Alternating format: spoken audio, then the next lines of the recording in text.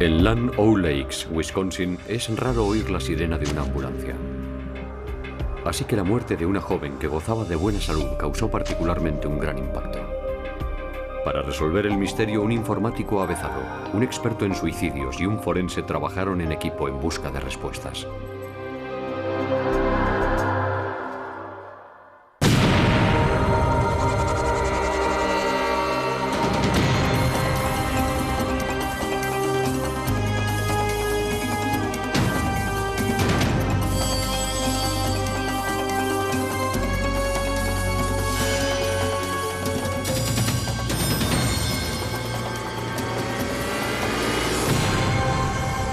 Crímenes imperfectos.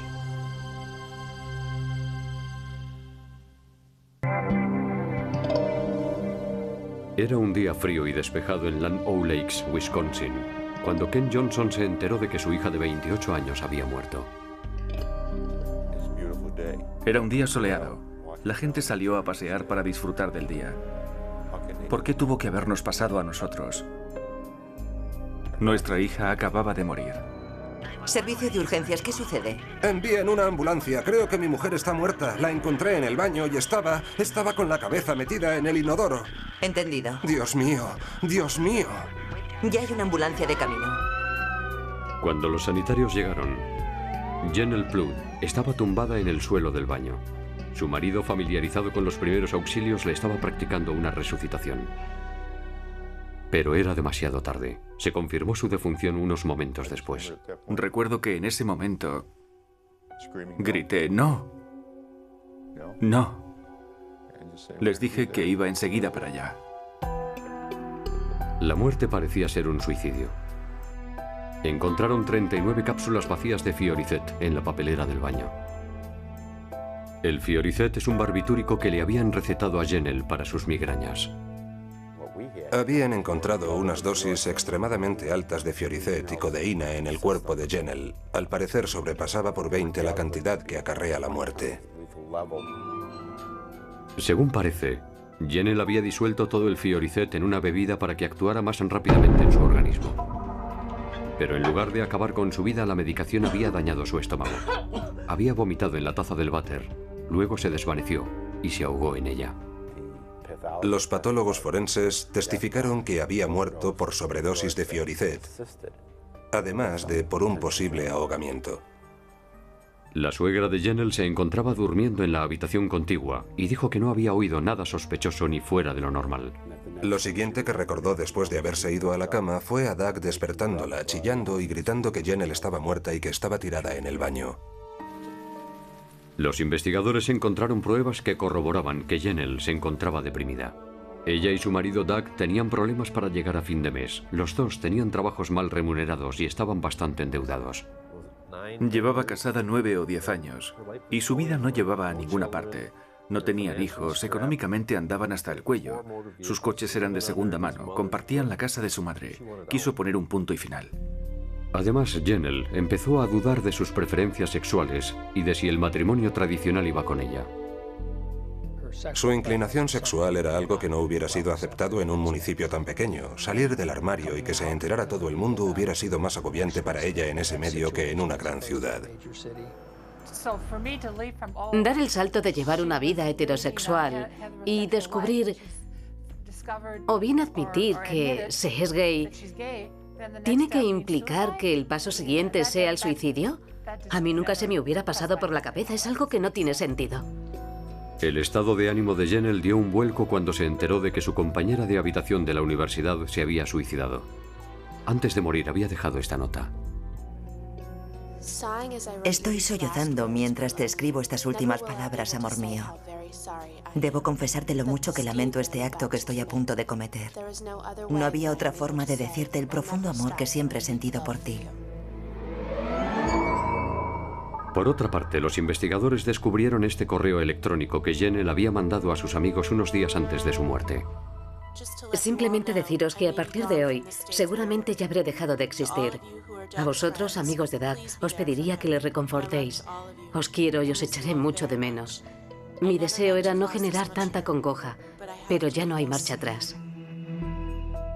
Pero la familia de Jennell le pidió a los investigadores que indagaran un poco más, porque no se creían la teoría del suicidio. Les dije que no me parecía normal. Quería asegurarme de que no archivaran el caso, así como así bajo la declaración de suicidio, cuando con toda probabilidad no habría sido tal. Los investigadores atendieron a sus demandas y dieron con unos descubrimientos sorprendentes.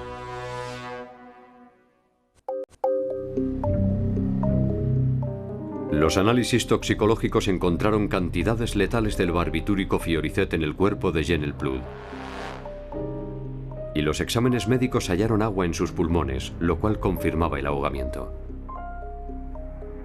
Pero la parte inferior del esófago tenía quemaduras severas, posiblemente resultado de tragar el Fiorizet sin las cápsulas protectoras.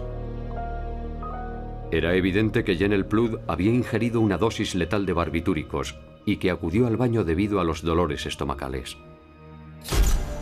Pero si perdió el sentido y se ahogó accidentalmente, o bien se trataba de un asesinato, era imposible confirmarlo con la autopsia.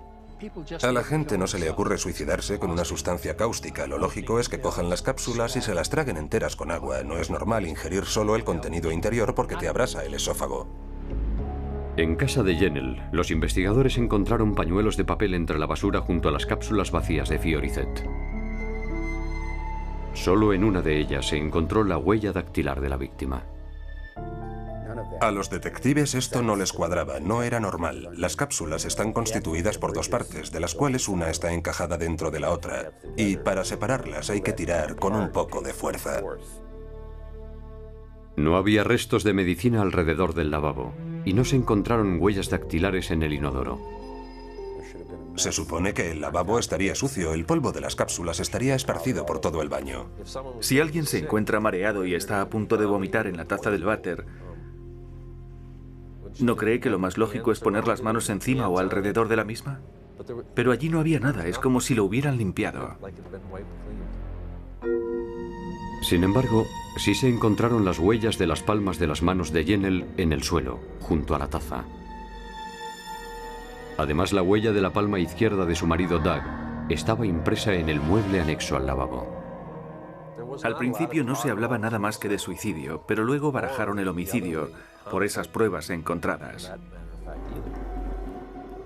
La incertidumbre era grande, pues se trataba de una mujer sana, joven, que practicaba deporte y que se mantenía en forma.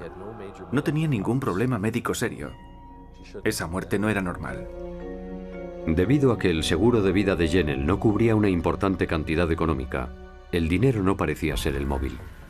Esperando averiguar algo más del estado mental de Jennell, los investigadores confiscaron el ordenador de la pareja para un análisis exhaustivo.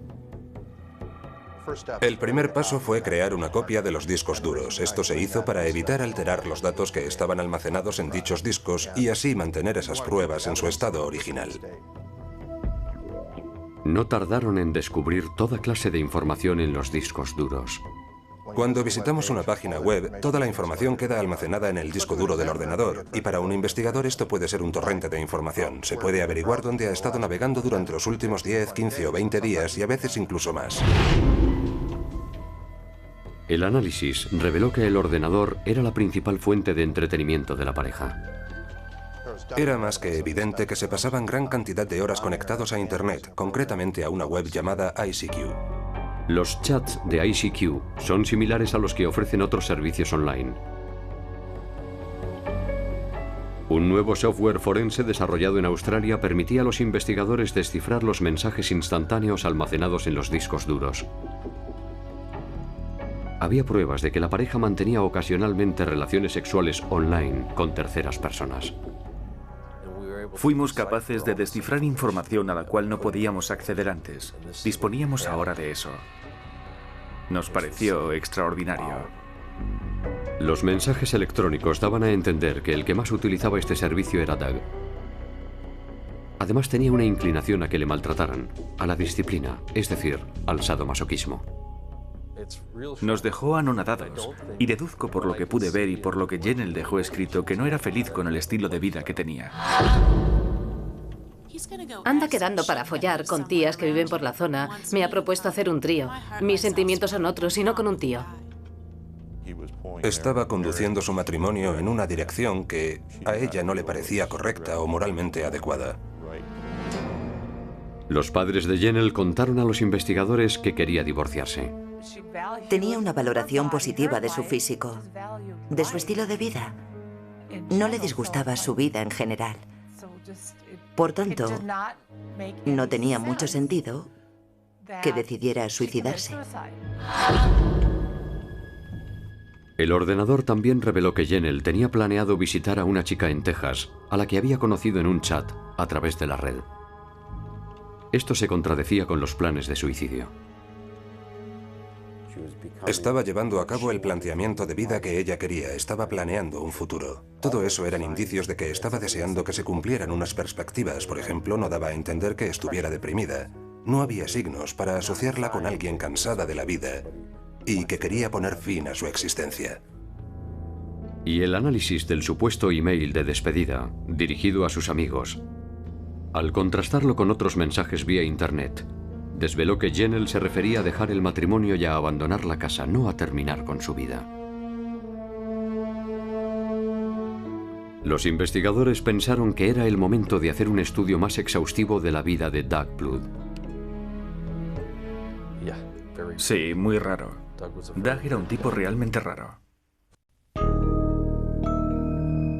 Doug Blood, de 35 años de edad, trabajaba a tiempo completo en una fábrica y a tiempo parcial en un servicio médico de emergencias. Se había casado con Jennell 8 años atrás. Doug decía sentirse feliz en su matrimonio, pero la familia de Jennell opinaba que la realidad era bien distinta. Él tenía un trabajo mal remunerado, pero parecía conforme con su situación. Ella todo lo contrario. Quería progresar en la vida, hacer cosas que le hicieran sentirse satisfecha, retomar sus estudios. Y la información suministrada por el ordenador también contradecía ese supuesto matrimonio idílico. Tenían constantes problemas matrimoniales y por lo que tengo entendido, se concedieron unos flirteos precisamente para salvar su matrimonio. Según parece, Jennell reconoció que la cosa no funcionaba. Le confesó a su marido que era lesbiana y que le apetecía vivir con una mujer. Estaba decidida a solicitarle el divorcio a Doug. Quería dejarle. Tenía muy asumido que quería seguir adelante con su vida y volver a sus estudios. También mencionó que no le gustaba el tipo de persona en la cual él se estaba convirtiendo. Pero Doug Blood continuó insistiendo en que había encontrado a su mujer inconsciente con la cabeza dentro del inodoro. Los investigadores eran escépticos, así que apartándose de los procedimientos habituales solicitaron los servicios de un forense experto en saneamientos, Julius Balanco. Afirmaba que la fontanería de los cuartos de baño precisamente está diseñada para evitar ahogamientos accidentales, incluso aunque una persona se desvaneciera. Si una persona fallece, pierde la consciencia o se desmaya, su cabeza quedará siempre fuera de la taza, pero nunca dentro de ella. Y eso se debe a que si tenemos en cuenta el peso de nuestro cuerpo, si estudiamos su movimiento, este tiende a caer fuera de la taza, pero nunca con la cabeza dentro. Y disponemos de muchos ejemplos para demostrarlo. Recurriendo a una persona con la misma altura que Jennell, el experimento de Balanco demostró que la anchura de los hombros de un adulto evita que lo máximo que se pueda sumergir dentro del agua es una mínima parte de la cabeza. Claro que la cabeza entra dentro de un inodoro. Te puedes empapar el pelo, sumergir las fosas nasales, pero no la nariz y la boca al mismo tiempo. A un adulto normal es imposible que esto le suceda.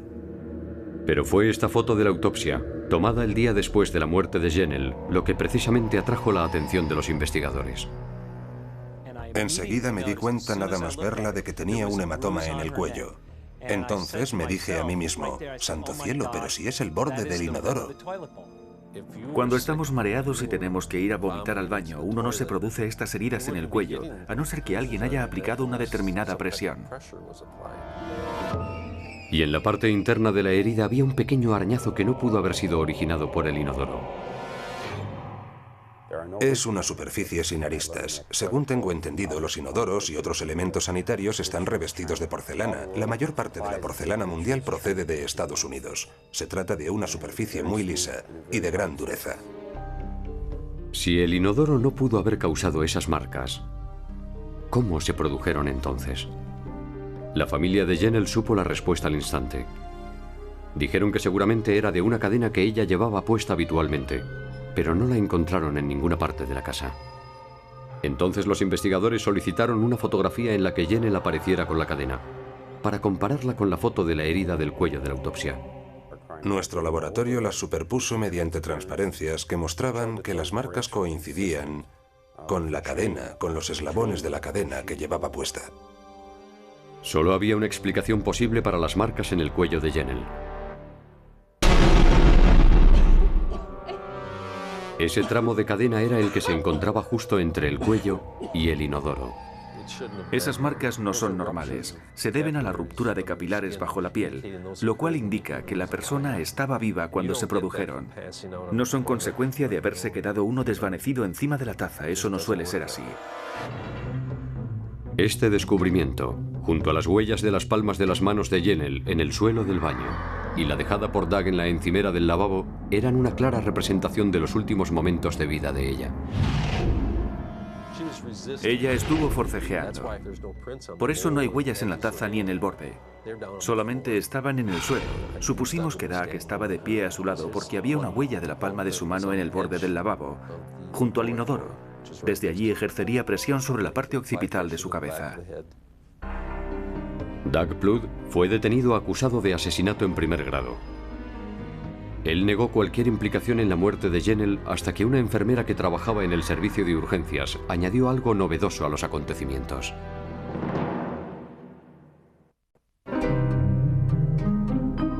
Las investigaciones relativas a la muerte de Jennell Plouffe fueron decisivas para que se formulara una acusación de homicidio en primer grado contra su marido Doug. Basándose en el análisis de los datos del ordenador, del experto en saneamientos y en las fotos de la autopsia, la acusación concluyó que Jennell le había dicho a su marido que deseaba abandonar el hogar y que quería el divorcio. Los correos electrónicos dirigidos a sus amigos indicaban que Doug trató de que ella cambiara de opinión. Su vida sexual estaba llena de fantasías fuera de lo normal y quería que su mujer también participara en ellas. Deseaba que esa mujer hermosa estuviera siempre a su lado para demostrar que le pertenecía, y si le abandonaba, sería un fracasado. Doug también estaría al corriente de que Jennell planeaba visitar a una mujer en Texas, a quien ella había conocido a través de un chat. La acusación piensa que Doug se puso furioso y decidió asesinar a Jennell, pero pareciendo que fuera un suicidio. Doug utilizó unos pañuelos de papel para vaciar el medicamento que contenían las cápsulas, asegurándose así de no dejar huellas dactilares. A continuación vertió parte de este barbitúrico dentro de una bebida. Los datos del ordenador muestran que Jennell se desconectó del chat a eso de las 2 de la madrugada. Luego, ya una vez dormida y posiblemente inconsciente, los investigadores creen que Doug echó mano de sus conocimientos en primeros auxilios para suministrarle a la fuerza el resto del barbitúrico a través de una intubación en la boca.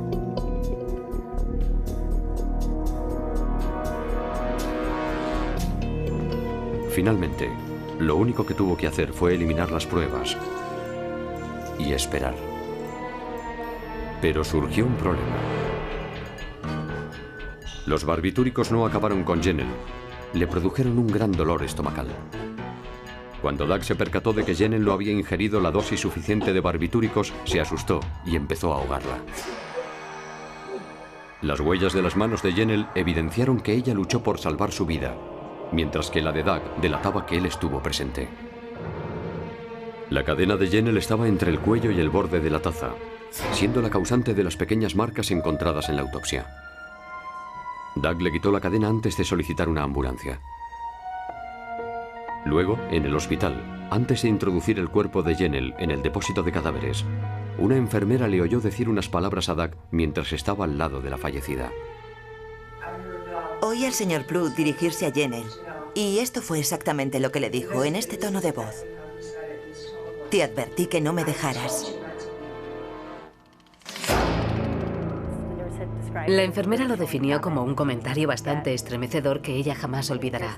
Y cuando oyes algo así, lo primero que te viene a la cabeza es que era una persona posesiva. Es un caso de violencia doméstica. Él la asesinó. El jurado estuvo 8 horas deliberando.